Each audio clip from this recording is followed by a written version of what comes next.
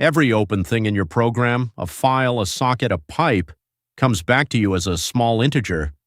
That's the file descriptor, an index, not an identity. The real object lives in the kernel, your process just holds the number, and before your code runs a single line, 3 of those numbers are already spoken for. 0, 1, and 2 is standard input, output, and error. So let's make that mental model precise.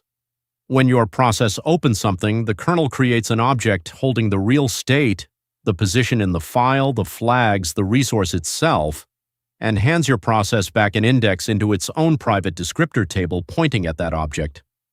That number, 3 or 7 or 42, is meaningful only inside your process. Hand it to another process and it points at nothing. It's an index, not an identity. From that one idea, an index into a per-process table, 4 consequences follow, and together they cover almost everything you'll ever debug in this area. 0, 1, and 2 are just descriptors your process inherited already open.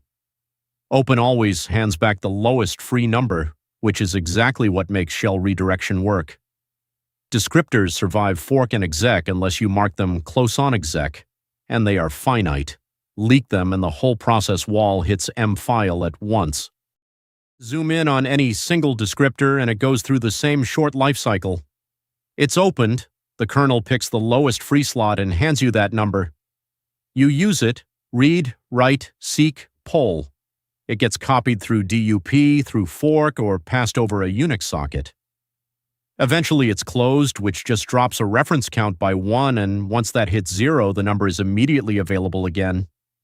Notice what that means. Descriptors aren't owned in any strong sense, and if one thread closes while another is opening, the second thread can be handed the number you just released. That is a genuine class of bug. To see that model in action, watch what actually happens when you type command file.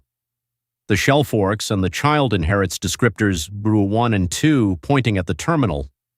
It opens the target file and by the lowest available rule gets descriptor 3. Then DUP2 rewires descriptor 1 onto that same open file, the now redundant 3 is closed, and only then does exec run the program. The program writes to descriptor 1 exactly as always. It never learns the other end isn't a terminal anymore. Before we go further, a vocabulary check, because 3 different things get casually called the file in code, and only one of them is actually the kernel's. The file descriptor is that small per-process integer we've been talking about. A Windows handle plays a similar role, but it's an opaque pointer-sized value, not a table index, and it isn't inherited across process creation unless you explicitly mark it so. And a stream, the C library's file pointer, is a user space buffer wrapped around a descriptor. That buffering lives entirely outside the kernel, which is exactly why your printfs sometimes arrive out of order. Which brings us to what comes next. Everything on this list is something a descriptor can point at, and each one earns its own episode. Pipes and named pipes for inter-process plumbing, sockets for the network, epoll for scaling readiness, checks past what select can handle, buffering as the stream layer story we just touched on, and a limit as the knob that decides when you meet M-file. Next up, the pipe. So 3 things worth carrying with you.